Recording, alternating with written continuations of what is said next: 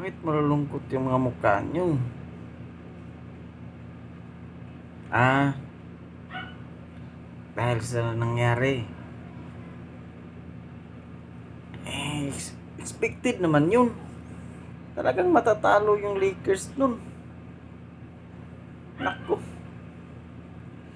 Nikola Jokic pa naman yung nyo, kalaban. Siyempre, mabuti pa yung matulog mo sa ganun. Ang talino nga ng mga taga-Warriors eh. Sila ni yung Splash Brothers. Nagpatalo para makaiwas sa playoffs. Eh ngayon, naliligo na lang sa dagat. Nagbakasyon. Eh, manalo ko nga dun sa sa play-in. Eh, malaglag din naman sa first round. Ganun din.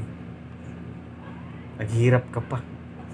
Eh kayo, huwag kayong huwag kayong magdrama dyan na malulungkot dahil